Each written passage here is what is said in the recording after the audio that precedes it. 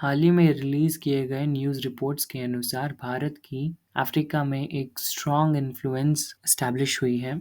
इस समय जब चीन की पकड़ अफ्रीका में थोड़ी सी कमज़ोर हो रही थी, उस मौके को भारत ने सही समय पर पकड़ा और इस रेस में शायद भारत विजेता होता दिखाई पड़ता है।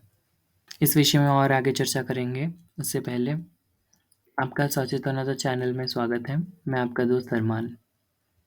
आगे बढ़ते हैं। हमने पिछले ही वीडियो में इस विषय में चर्चा की थी कि किस प्रकार foreign affair minister doctor S Jaishankar के विजिट के बाद ये कयास लगाए जा रहे थे कि जियोपॉलिटिक्स में एक बड़ा चेंज होता हुआ दिखाई पड़ता है। और इसमें हमने ये भी चर्चा किया था कि चीन के लिए अफ्रीका इतना महत्वपूर्ण क्यों है।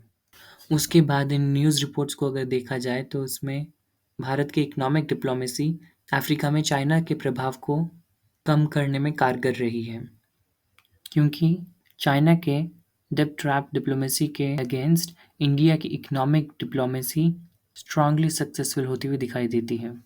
अफ्रीका भारत से लिए जाने वाले क्रेडिट्स का सेकंड लार्जेस्ट रेसिपिएंट बना है। भारत के इस इकोनॉमिक डिप्लोमेसी के तहत अफ्रीका को बड़ी मात्रा में लोन सप्लाई किए गए हैं, वो भी सस्ते ब्याज दरों पर।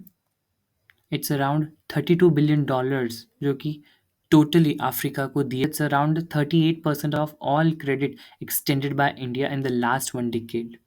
और ये है मिनिस्ट्री ऑफ एक्सटर्नल अफेयर्स की ऑफिशियल जानकारी। हम अगर ब्लूमबर्ग के इस रिपोर्ट के फिगर्स के ऊपर नज़र डालें, उसमें एशिया को सबसे ज़्यादा क्रेडिट्स दिए गए हैं और उसके बाद अफ्रीका को नंबर 2 पर सबसे ज़्यादा लोन लेते हुए आप इंडिया से देखते हैं। ये इंडिया के द्वारा दिए गए लोन के आंकड़े हैं।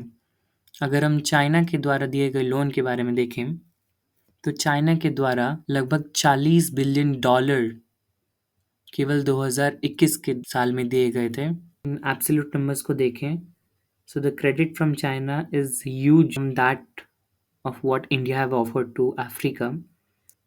पर just 3 to 4 years को अगर हम एनालाइज करें, loan from China to Africa have significantly reduced, whereas India के जो लोन्स अफ्रीका को हैं वो एक बड़े स्तर पर बढ़े हैं। एंड अफ्रीका के लिए India is the second largest provider of the credits. Although China के द्वारा जितना लोन दिया गया है that is 11 times more than Indian loan to Africa.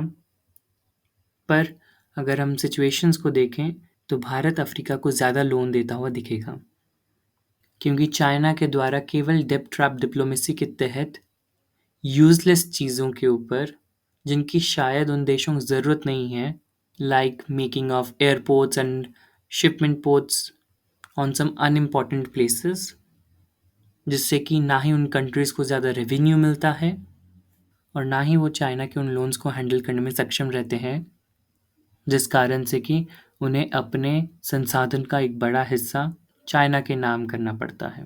पर अगर हम इंडिया की बात करें, इंडिया के द्वारा जो लाइन ऑफ क्रेडिट्स दिए जाते हैं उन्हें वैल्यूएबल एसेट्स एंड ऐसे इंफ्रास्ट्रक्चर जिसमें से कि बड़े स्केल पर रेवेन्यू जनरेट हो एंड वहाँ के लोगों के लिए डेली बेसिक नीड्स अवेलेबल हो सके, उस प्रकार के डेवलपमेंटल प्रोजेक्ट्स पर ही अपने क्रेडिट्स देता है। जैसे कि मॉरिशस में मेट्रो एक्सप्रेस, तंजानिया में वाटर सप्लाई के लिए, सूडान, जिम्बाब्वे एंड मोजाम्बिक में पावर सप्लाई जैसे इम्पॉर्टेंट प्रोजेक्ट्स पर सॉफ्ट लोन दिए जाते हैं।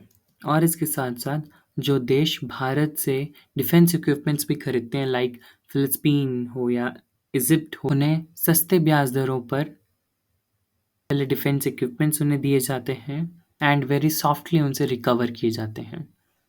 इंडिया और अफ्रीका के टाइज इतने इम्पोर्टेंट क्यों हो जाते हैं?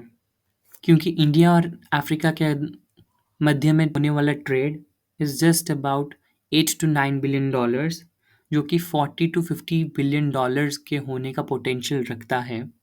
अगर भारत और अफ्रीका के मध्य फ्री ट्रेड एग्रीमेंट होता है, इससे हमारे ट्रेड रिलेशंस और मजबूत होंगे। इसके साथ दोनों के डेवलपमेंट में स्ट्रांगली फॉरवर्ड मार्च करेंगे। अगर अफ्रीका में मार्केट की बात करें, so the market in Africa is a developing market, so there is a lot to scale. और इंडिया जब भी अफ्रीका को लोन देता है, सॉफ्ट लोन देता है, वो भी कंट्रीज़ के कंफर्ट लेवल पर, बट वेयर एज चाइना के द्वारा जब भी लोन दिया जाता है, that is in his own hard terms, which is later on superimposed on those countries. Whereas India के द्वारा दिए गए लोन्स से oil and gas, mining, banking, pharma, textile, automobile sector and agriculture जैसे एरियाज में इन्वेस्ट करके Africa continent अपने आप को ग्रो कर रहा है, because India believes in equal partnership. क्योंकि अफ्रीकन कॉन्टिनेंट में 50 प्लस कंट्रीज़ हैं, जिसमें कि अराउंड 40 प्लस कंट्रीज़ में डायरेक्ट इंडिया से लोन दिए गए हैं। और अगर हम इन 40 प्लस कंट्रीज़ को देखें, so at a global level nearly 1/4 of the total world's countries का हमें सपोर्ट मिलता है।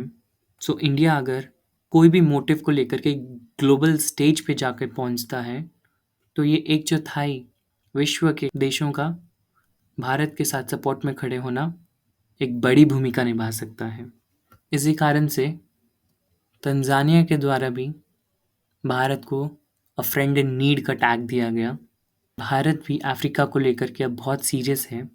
इसी कारण से पिछले साल पूरे विश्व भर में 25 एम्बेसीज खोले गए। उनमें से 18 एम्बेसीज केवल अफ्रीका में खोले गए। एम्बेसीज का खुलना दो कंट्रीज़ के मध्य डिप्लोमेटिक संबंधों का आरंभ माना जाता है, जो दोनों कंट्रीज़ को और क्लोज लाता है।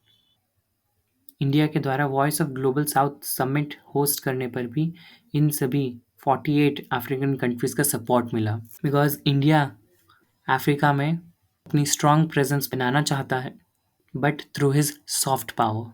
आप इस वीडियो के बारे में क्या सोचते हैं? Do tell me in the comment section. इस वीडियो के लिए इतना ही। आपका सचेतनता चैनल में आने के लिए धन्यवाद। मिलते हैं अगले वीडियो में।